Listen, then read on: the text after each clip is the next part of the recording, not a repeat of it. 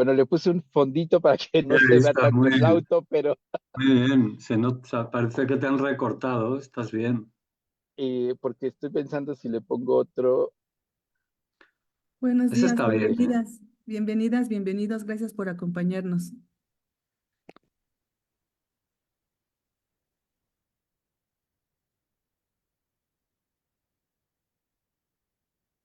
Adelante, Martín, ya estamos en vivo. Perdón, Pues bienvenidos, bienvenidas. John, si te escuchamos para que nos des el primer mensaje, por favor. Vale, muy bien. Buenas tardes, aquí desde Navarra. Buenos días en los países de América Latina y el Caribe que nos escuchan. Bueno, yo soy John, soy educador y coordino un pequeño equipo en la Asociación Navarra Nuevo Futuro. Esta actividad se enmarca en un proyecto sobre participación en Gobierno de Navarra, que es un gobierno regional en España. Una de las políticas más novedosas de los últimos años pues es el tratar de promover la participación social. Entonces hay muy buena intención, digamos, es una apuesta seria, pero bueno, luego técnicamente pues son procesos muy difíciles. En nuestro caso, que nuestra misión es la atención a la infancia y la adolescencia, pues el reto es aún mayor, ¿no? En una sociedad además en la que, bueno, pues hay poco modelaje de participación social, está todo muy atomizado, muy individualizado, estamos dejando de saludar a los vecinos. Entonces, bueno, en ese contexto, pues niños y niñas no cuesta mucho aprender a participar. Por supuesto, bueno, luego hablaremos que esto forma parte de los derechos de la infancia y la Convención lo señala de manera especial. Entonces, bueno, esto es un reto enorme que todos somos ya conscientes. Hasta hace unos años ni siquiera éramos conscientes, ahora ya somos conscientes de que bueno, es un gran reto, porque además eso nos va a facilitar otro tipo de procesos. La participación es una puerta que si logramos atravesarla nos va a ayudar mucho en la tarea social y educativa con la infancia. Entonces, bueno, en esa búsqueda en la que estamos todas, pues este pequeño proyecto ha consistido en realizar dentro de una organización que es la nuestra, que atiende a niños, niñas y adolescentes en un contexto de protección a la infancia, en hogares de acogida por diferentes motivos, como el tema era la convivencia en esos hogares o recursos residenciales, que es más técnico, cómo mejorar esa convivencia entre personas distintas, eh, pero de manera participativa. Hemos hecho bueno, un proceso de cuestionarios y luego de sesiones en grupo en la que había diálogos distintos entre educadores, entre niños, niñas y adolescentes, y con todo eso pues hemos creado lo que hemos llamado una carta de convivencia, hecha a través de todas las propuestas, también a veces con intereses contrapuestos, edades diferentes, bueno, es bastante complejo. Entonces, bueno, en esto ha consistido el proyecto, ya compartiremos o estamos finalizando la edición de los documentos y entonces nos parece siempre en todo lo que hacemos, pues luego gestionar el conocimiento acumulado. Entonces, como estamos en muchas redes, y bueno, ya tenemos relación con Tejiendo Redes de Infancia, América Latina y el Caribe, en diferentes foros y procesos, pues nos parecía muy importante que primero que nos ayudarais a mejorar en este ámbito de la participación infantil y juvenil y que luego podamos bueno, concretarlo en metodologías. Entonces, la propuesta es hoy estar una hora, nos podemos pasar 10 minutos, pero no más, porque queremos que sea algo, bueno, ligero. Hoy hablaríamos más del marco en el que queremos trabajar esto de la participación y el jueves que viene a la misma hora, también con esa duración, pues tendríamos ejemplos concretos, prácticos que estáis haciendo en América Latina y que son muy inspiradores para nosotros. Entonces paso a presentaros. Tenemos a Juan Martín Pérez García, que es coordinador de Tejiendo Redes de Infancia en América Latina y el Caribe. Agrupa 14 países, entidades de 14 países. Y bueno, seguramente os lo habréis cruzado en otros, porque ha estado en Navarra algunas veces, hemos hablado mucho con él, empezamos a hablar del enfoque de derechos, algo así como hace 15 años, y parecía una cosa un poco marciana, y ahora ya todo el mundo habla del enfoque de derechos. Y tenemos también a Dana, que se quiere autodenominar Niña Poderosa. Ellas nos contarán lo que son Niñas Poderosas, que es un, bueno, no sé si llamarlo programa, movimiento, algo que está en marcha y que es muy interesante. Ya nos va a hablar desde Colombia. Y Melanie, otra niña poderosa, que bueno, de niñas tienen poco. Ya veis que, bueno, tienen su juventud. Desde Guatemala, pues también ayudarán a Juan Martín en esta primera parte. Esto lo vamos a grabar, luego lo difundiremos, estará accesible, quiero decir, y los materiales que se compartan también. Luego habrá un momento de diálogo, por supuesto, pero si queréis ir poniendo cosas en el chat, pues estaremos atentos a ello. ¿De acuerdo? El objetivo de todo esto es hablar de una participación significativa. eh, el enfoque de derechos es dejar de ver a la infancia como objeto y sí como sujeto, adaptándonos a su situación evolutiva. Y esta es la gran revolución, que seguramente sigamos haciendo lo mismo, pero con estas gafas diferentes puede cambiarlo todo. Juan Martín está en un coche porque se ha quedado atascado y no ha llegado a su destino. Entonces, bueno, esto no creo que nos limite en exceso, pero bueno, pues los atascos en México pues son monumentales. Gracias. Muchísimas gracias, querido John. Y bueno, tengo que reiterar doble agradecimiento por la iniciativa. Como lo comentaba John, ya hace bastantes años que tenemos estos diálogos iberoamericanos, incluso, como saben y participan seguramente varias de las personas aquí en las acciones del consorcio, tenemos el ciclo precisamente todos los miércoles sobre educación de calle e inmigración. Esta sería otra actividad con un carácter más iberoamericano en una acción muy concreta de la Asociación Navarra Nuevo Futuro con Tejiendo Redes y como parte de estos esfuerzos regionales. Entonces, bueno, queremos agradecer muchísimo su participación, particularmente quienes nos están acompañando tiempo después, quienes no están ahora en la sesión Zoom, sobre todo porque vamos a tener una pequeña transmisión y posteriormente estaremos trabajando y reflexionando en un pequeño espacio de taller. Así es que voy a pedirle a Verónica que me ayude con la presentación. Esta presentación, como saben, son disponibles, están en línea para ustedes y se las estaremos compartiendo. También la sesión, como comentó, estará disponible para quien así lo considere posteriormente y animamos a que participen la próxima semana en el mismo horario. Estamos un poco, bromeo con la expresión cuatrapeados porque hay cambio de horario en Europa y no todos los países. México ya no tiene cambio de horario. Entonces, bueno, vamos a tratar de cuidar en la convocatoria con los distintos horarios de país para que no nos confundamos. Pero bueno, entonces ya con la presentación voy a cerrar mi cámara y agradecer muchísimo entonces que nos escuchen. Espero que la carretera no me haga una mala pasada con la comunicación, pero vamos a tratar de avanzar lo mejor posible. Así es que bueno, como le explicaba John, lo que nos estamos planteando es una obviedad. Insistir que niños y niñas y adolescentes tienen que dejar de ser vistos de objetos de protección y de cuidado a reconocerlos como ciudadanas y ciudadanos participantes. Esto obviamente no significa que no asumamos nuestra responsabilidad parental o nuestra responsabilidad adulta. Un primero esfuerzo de protección, les vamos a negar automáticamente la participación. La invitación es más con la participación y ciudadanía y eso lleva a una dinámica de justicia. Si voy con la siguiente, por favor. Asumir, estamos hablando es de los derechos, las bienes, los reglamentos que se han estado logrando, lo que nos van a permitir es tener este marco para la política pública.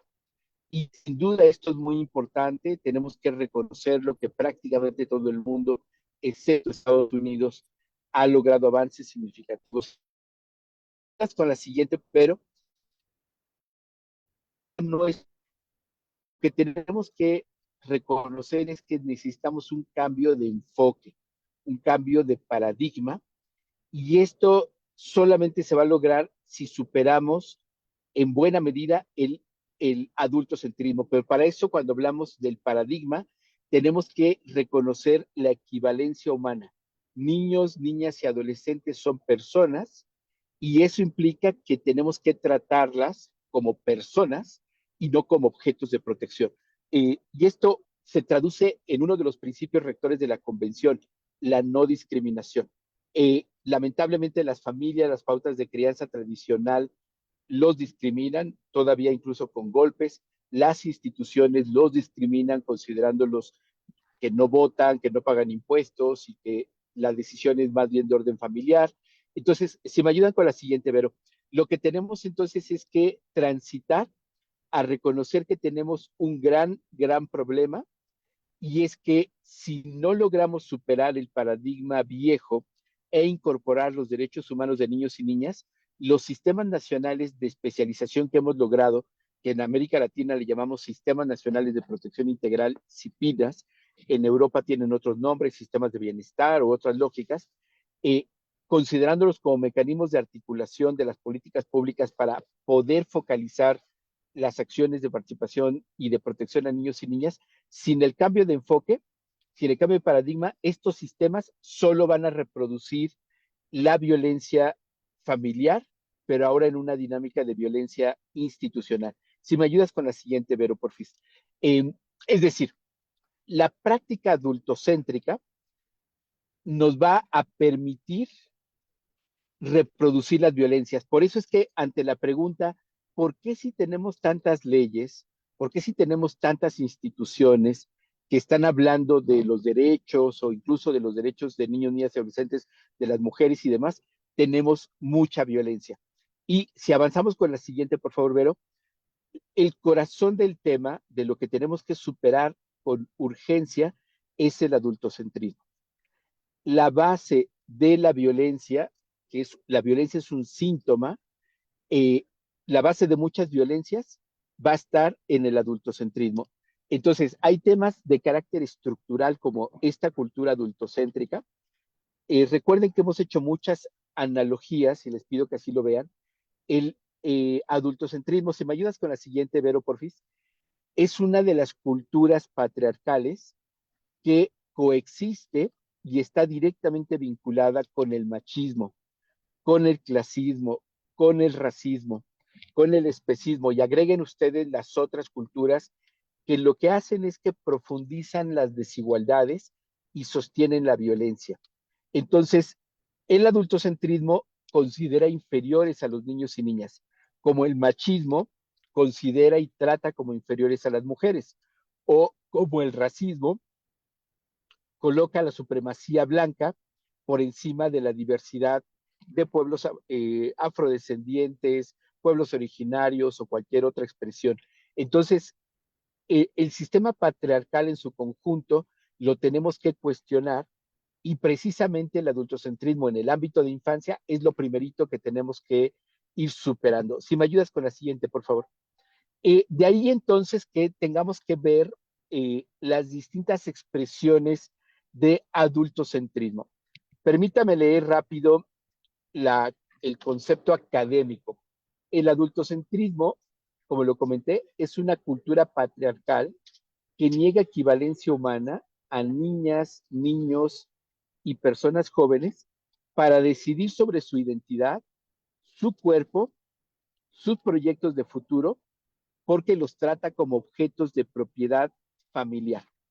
Y las expresiones que tenemos es estas ideas, no las voy a leer, ustedes las tienen en pantalla, pero verlos como el futuro, como los menores e incapaces, todo lo hacemos por su futuro, una infancia idealizada, de que solamente la infancia que se ríe y está peinada es la infancia, los niños y niñas que viven en calle o las niñas y niñas vistas como víctimas de trata u otra ya no son niñas, les robaron su infancia, y no, todos, niños soldados son niños y niñas. Tienen una infancia, obviamente víctimas de crímenes, de delitos, pero tienen una infancia y tenemos que superar la idea de verlos solo como víctimas o solo como objetos de protección y pensar que solo la infancia que vemos en las postales bonitas, esa es la verdadera infancia. No, todas son infancias y la importancia es cómo nosotros superamos el paradigma viejo y les reconocemos en esta igualdad o esta equivalencia humana. Entonces tenemos el trabajo y acompañamiento a víctimas de violencia sexual, pero siguen siendo niños y niñas con derechos. Un niño soldado sigue siendo un niño, una infancia con derechos, obviamente que tenemos que acompañar de manera diferente, como lo puede ser un niño o una niña en Europa, en América Latina, en una clase media alta o en un segmento donde no expresa o no vive violencia física como tal, pero que necesita ser reconocido como persona con derechos. Si me ayudas con la siguiente, Vero, por favor. Obviamente lo que estamos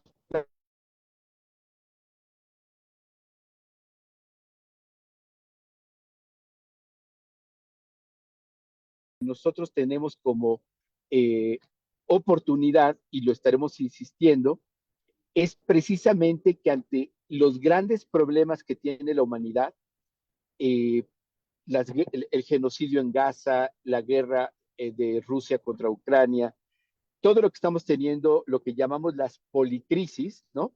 La crisis económica, la política, crisis climática, los debates culturales, es decir, todas estas regresiones que tenemos con Trump, Milei en el continente americano, o con Vox en España, o Polonia, o con Orbán por allá también en Europa, la violencia armada que se ha generalizado, todo esto tiene implicaciones estructurales, debilitan las capacidades de las instituciones, afectan la democracia, el espacio cívico, la participación, polarizan los discursos, se crean redes de macrocriminalidad. Todo esto es muy abrumante.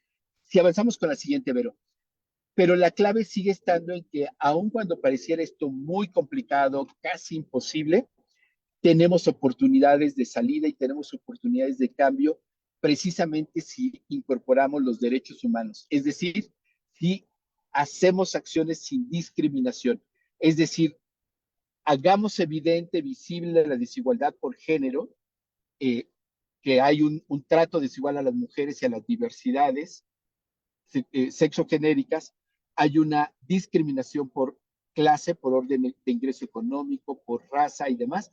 Todo esto tenemos que nombrarlo, denunciarlo y obviamente en nuestra práctica personal y profesional superarlo.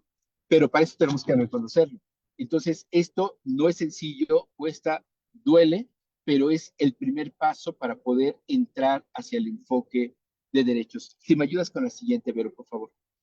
Y obviamente, eh, al tratar de identificar, hacer conciencia sobre la discriminación, nos va a permitir avanzar con más facilidad a la participación.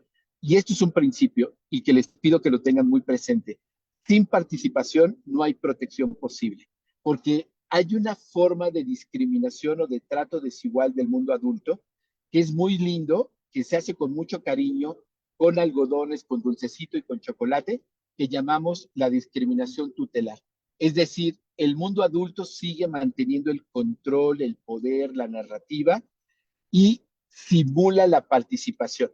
Entonces tenemos a los llamados niños floreros, perdón por la expresión tan ruda, pero son esos niños que están en los eventos donde decimos que hay participación, pero no decidieron nada más que decoran el escenario, y de eso hay mucho. También tenemos las agendas de adultos con voces infantiles. Entonces, los niños y niñas están hablando de los sistemas nacionales de protección, están hablando de presupuestos, están hablando de cualquier cosa, pero que no están hablándolo desde su realidad, desde su cuerpo, desde su vivencia, sino desde categorías, conceptos adultos. Y esto obviamente es algo que tenemos que ir cambiando. Obviamente tenemos que superar la idea de infancias dóciles y sonrientes. Un indicador de participación es cuando niños, niñas y adolescentes reclaman, nos cuestionan, nos hacen observaciones. Esto, por supuesto, no estoy animando a las groserías ni nada por el estilo, sino a un diálogo franco, transparente, donde podamos reconocer que no tienen que pensar como nosotros. Si nos ayudas con la siguiente, Vero, porfis.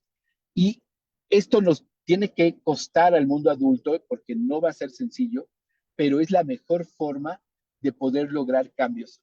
No les voy a dar una clase de neurociencia, solamente quiero que vean que la evolución humana se realizó en comunidad basada en apoyo mutuo, en comunidades basadas en apoyo mutuo.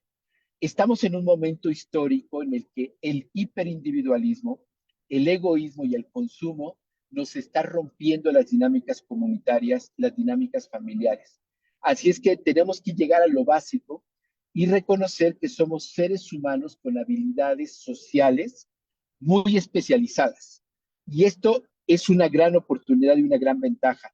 El desarrollo cerebral es mucho más integral cuando tenemos mayores estímulos y entornos seguros y un sentido de vida. Y obviamente mejoran los procesos de identidad, de pertenencia, de socialización cuando estimulamos la participación. Vean, por ejemplo, este cerebro. A ver, aclaro, estos no son tomografías, estas son representaciones visuales hechas con inteligencia artificial, así es que no lo vayan a usar para una clase científica, por favor. Esto es solamente una ilustración. Pero bueno, para decirles, a los 10 años, muchas de las conexiones de nuestro cerebro están en un proceso de sináptico importante, o sea, está explotando nuestro cerebro en todo lo que puede ser el mundo que nos represente. Pero esa ventana se va a ir cerrando hacia los 15 años aproximadamente para que se quede lo que conocemos como un refinamiento sináptico y que va a eliminar lo que no le es útil y se va a quedar solo lo que estamos usando y lo que nos va a permitir especializarnos. En el desarrollo evolutivo de la humanidad es aquello que nos permite sobrevivir, que nos hace más eficientes. Entonces, es muy importante que niños, niñas y adolescentes tengan la mayor oportunidad de experiencias de estimulación, que les guste, por supuesto, que les den sentido de vida y que les van a ayudar a que eso se quede en su cerebro, en su cuerpo, en su sentido de vida. Y obviamente cuando ya tenemos muchos más años, hacia los 20 años, todas las conexiones sinápticas, las estructuras neuronales que se han logrado crear en la corteza frontal, nos van a ayudar a desarrollar mayor especialización, que son todas estas habilidades sociales, habilidades físicas y corporales. Si me ayudas con la siguiente, Vero, por favor. Es decir, lo que quiero decirles es que la participación tiene todas las ventajas del mundo, tanto evolutivas, fisiológicas, cognitivas, sociales, y tendríamos que estimularlas. Y les invito entonces a cambiar el concepto. Hablemos menos de participación y hablemos más de ciudadanía participativa, pero además de carácter intergeneracional. Esto es lo que nos ha dado evolutivamente el cambio social. Teníamos que recuperarlo o tendríamos que recuperarlo. Les invito. Así es que grábense esto, ya ven que están de moda los tatuajes. Si alguien se quiere tatuar algo lindo, pónganse el tatuaje de la ciudadanía participativa, intergeneracional, y creo que eso puede ayudar muchísimo. Pero si nos ayudas con la siguiente presentación y voy a ir un poco cerrando las ideas centrales. Es decir, nosotros podemos prevenir cualquier tipo de acontecimiento, riesgo para niños, niñas y personas jóvenes si participan.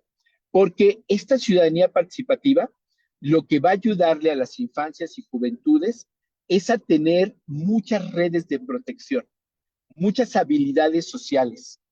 Van a tener además espacios seguros, espacios de identidad.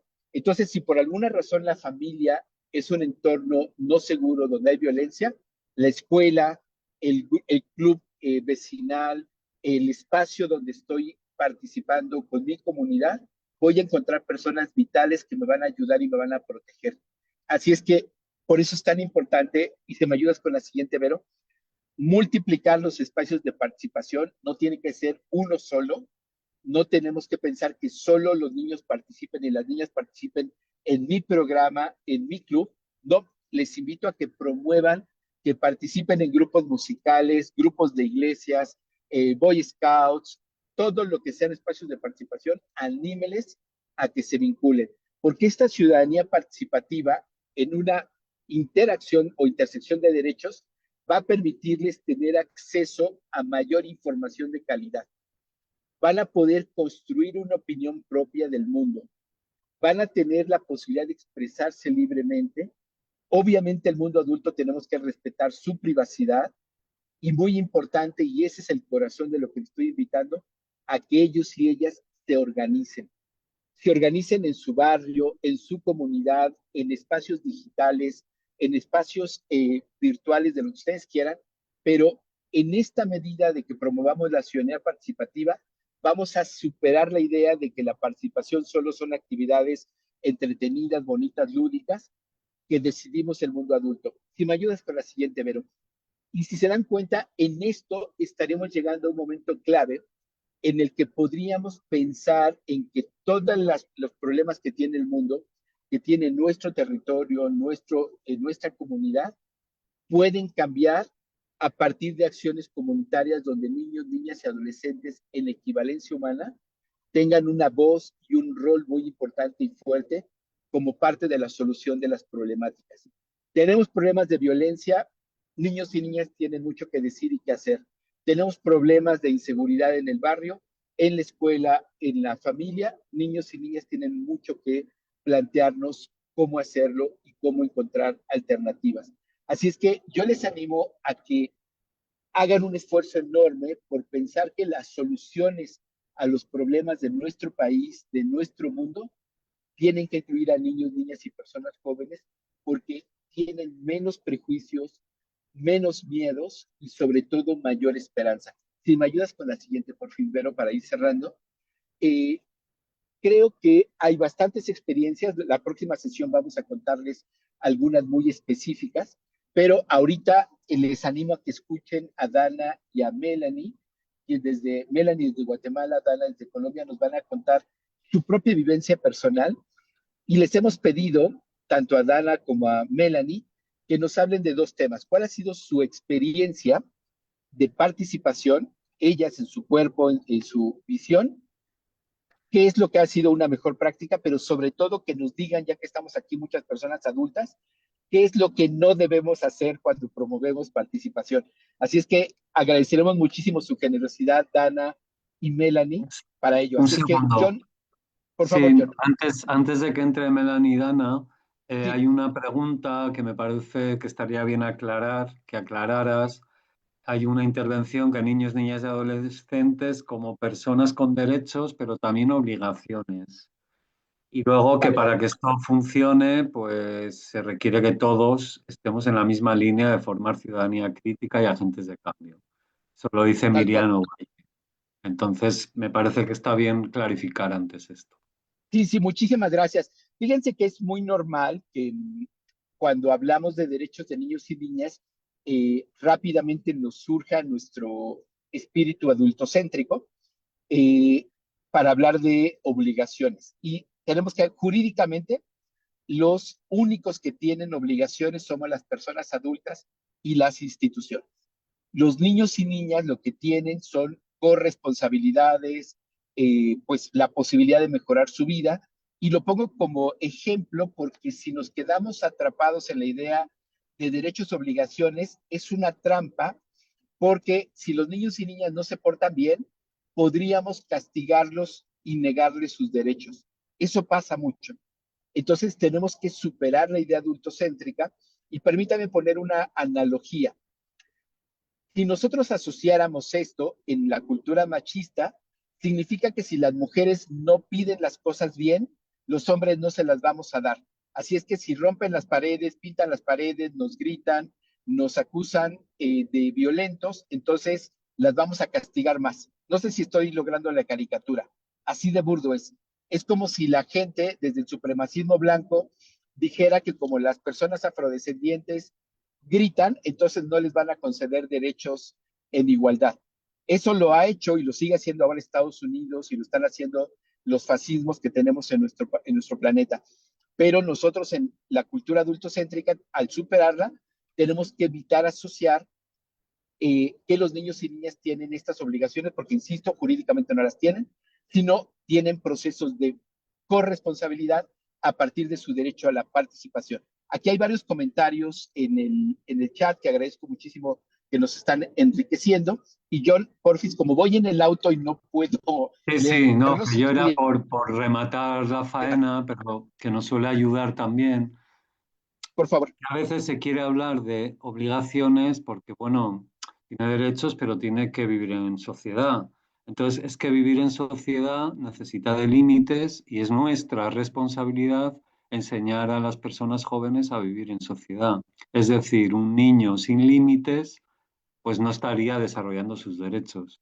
Entonces, la responsabilidad es nuestra y tenemos que enseñarla a vivir con otros, por lo tanto, que no sea una persona, no sé, un niño dictatorial de esos que se dicen, sino que precisamente eso es muy cruel, que un niño no tenga límite. Entonces, esa dicotomía hay que romperla. Podemos pasar ya a Melanie y a Dana. Excelente, sí, solamente esto que comenta John es lo que en términos neurológicos hablamos de neuronas espejo.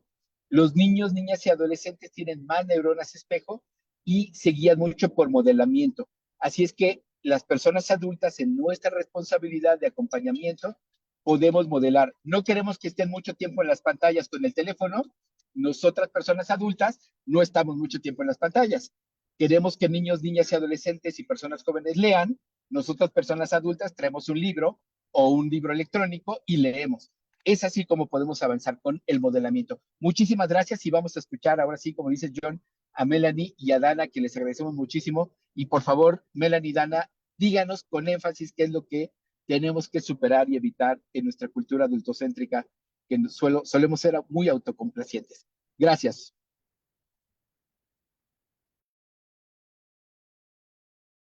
Ahora sí que no sé qué en orden. ¿Quiere empezar Dana o Melanie? No sé cómo quieran ustedes. Como deseen. No sé si de pronto Vale, me la... Dana. ¿Sí? Dana, sí, si quieres, Dana, empiezas, por fin. Y te escuchamos con estas dos preguntas. ¿Cuál es tu experiencia de participación? ¿Qué es lo que más te ha gustado, te ha ayudado?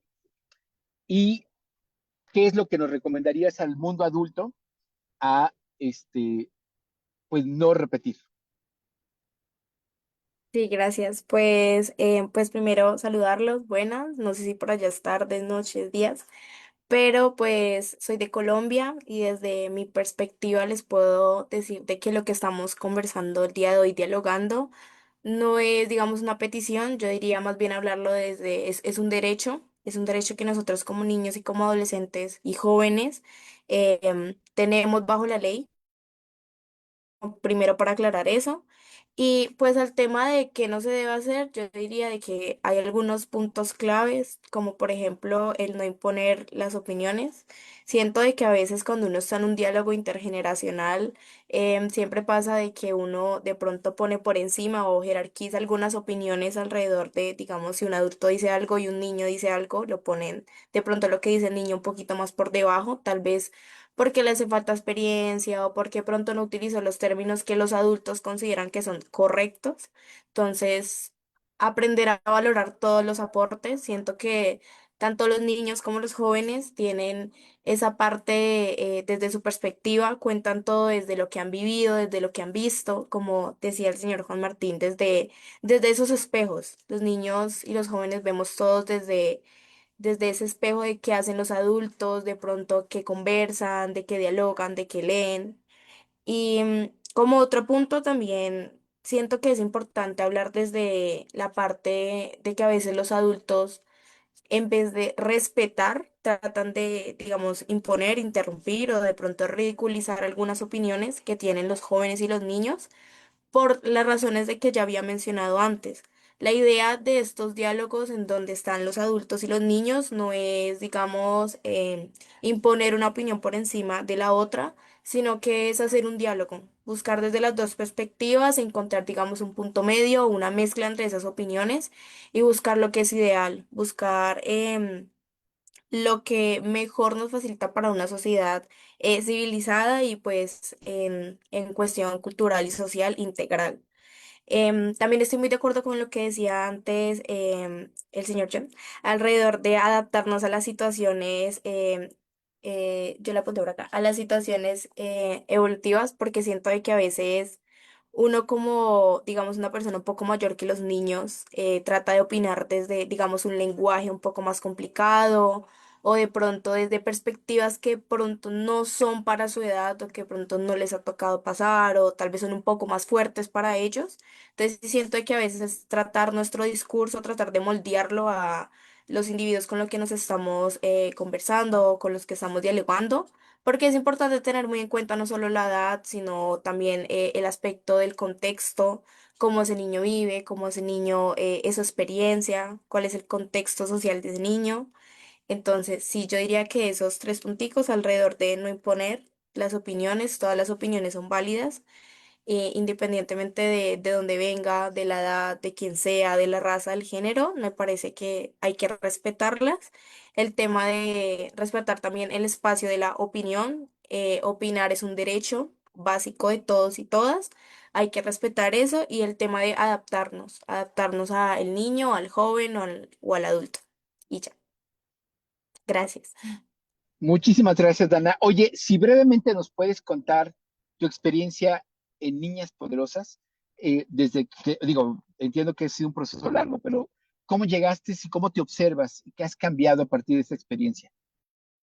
Gracias. Pues alrededor de Niñas Poderosas, siento de que cuando uno dice participación juvenil o de la niñez, yo pondría como sinónimo a Niñas Poderosas. Siento que Niñas Poderosas es un espacio ideal cuando uno habla desde diálogo intergeneracional y simplemente un diálogo entre jóvenes, entre niños, más específicamente entre mujeres, porque Niñas Poderosas está pues orientada a las mujeres, buscar ese espacio para ellas, ese espacio para que nosotras nos sintamos seguras, porque pues no hay que quitar el hecho de que sí hay una participación de los niños y niñas, pero las niñas somos siempre invisibilizadas o no hay un espacio específico para nosotras. Entonces sí siento de que ese espacio es Niñas Poderosas.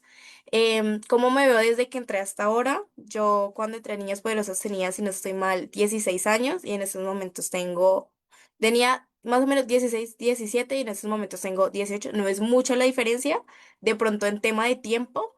Pero en tema de cómo me veo ahora en conceptos, digamos en pensamiento crítico, pues puedo decirlo, he evolucionado mucho, porque yo era una niña, una adolescente que era muy callada, nunca tuve ese espacio en donde yo me pudiera, digamos, conversar o ese espacio en donde yo pudiera opinar y tuviera una voz y la gente me escuchara, me respetara, opinara, incluso me enseñara cómo puedo compartir todo eso. Entonces, la verdad, sí siento de que Niñas Poderosas me ayuda mucho, no solamente como persona en una sociedad, de aprender a respetar, a escuchar y a opinar, sino también como mujer, aprender a respetar mi voz, a tener, digamos, este sentido de pertenencia como mujer afrodescendiente y respetar también mis creencias y mis ideologías.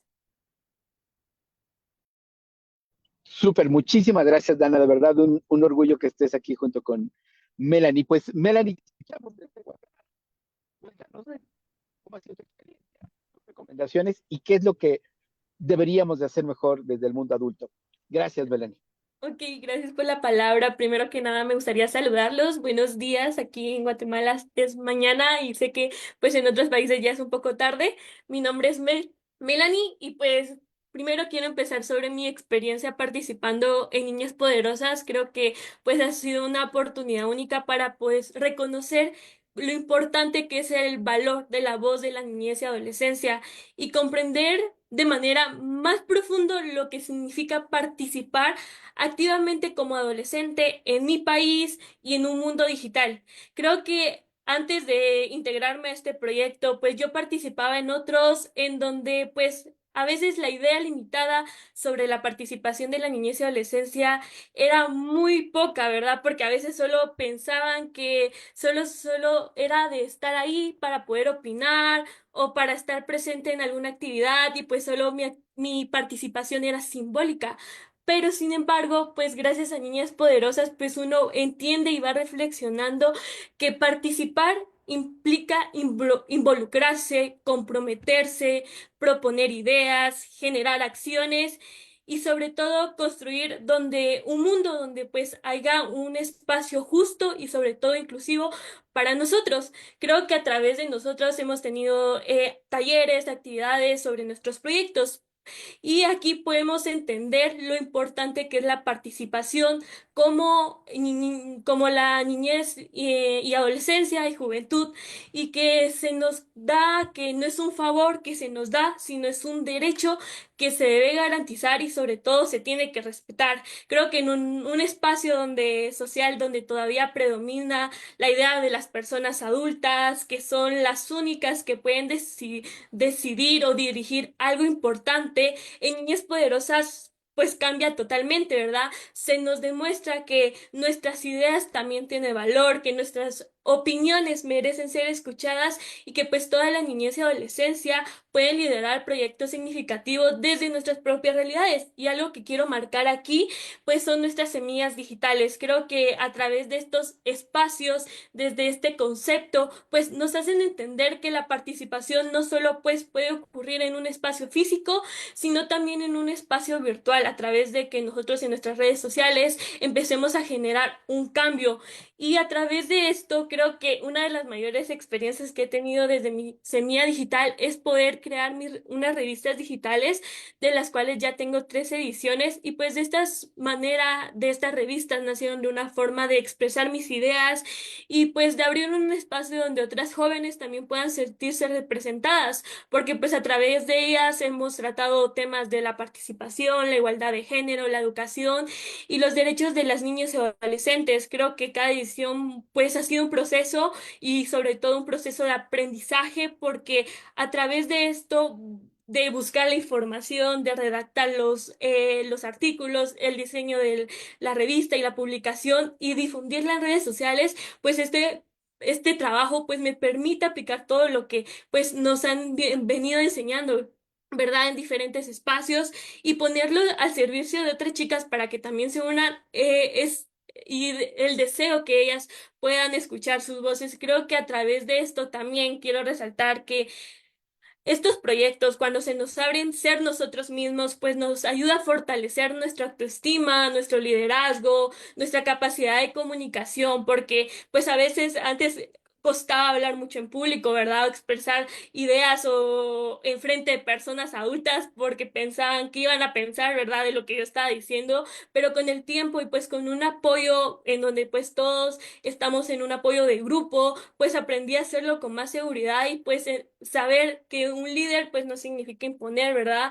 Sino escuchar, comprender y trabajar de una manera colaborativa. Y eso es lo que promueve Niñas Poderosas, ese liderazgo que se va construyendo en conjunto, valorar nuestras diferencias y aprender cada una de otras. Creo que algo que Dana mencionaba, pues ese yo valoro mucho, que es el valor de la comunidad, porque pues otras chicas tienen otros proyectos, están en otros países, todas tienen diferentes contextos, pero todas estamos haciendo algo para que miren que nuestra participación es auténtica y no es simbólica, que nosotras estamos ahí, que nosotras estamos formando parte de la solución. Y creo que a través de esto, las recomendaciones que yo les daría pues a los adultos es de que ellos fomenten una cultura de escucha activa y respeto hacia todas las niñeces y adolescencias, que las personas adultas primero deben reconocer sobre nuestras opiniones, y algo que me mencionaba Juan Martín, ¿verdad? Que nosotros no somos objetos, somos sujetos de derechos y somos parte también de que el derecho a la libre expresión lo tenemos y nosotros podemos formar parte de las soluciones que tienen esas problemáticas que nos afectan a nosotros, y que algo muy importante, que no se hable de nosotros sin nosotros en los espacios, que son soluciones que nos van a beneficiar a nosotros. Entonces nosotros deberíamos formar parte de esos espacios, ¿verdad? Y algo muy importante, me gustaría de que nuestras participaciones en espacios no sean simbólicas, porque pues a mí me ha pasado en diferentes espacios en donde yo participo, pues a veces se nos llama para algo simbólico, que pues estén viendo que sí están haciendo algo por la niñez y adolescencia, pero en realidad no lo están haciendo, no le dan seguimientos a los procesos. Entonces, si empiezan un proceso para que pensemos hacer una política pública y que quieren ser ser tomadas nuestras opiniones.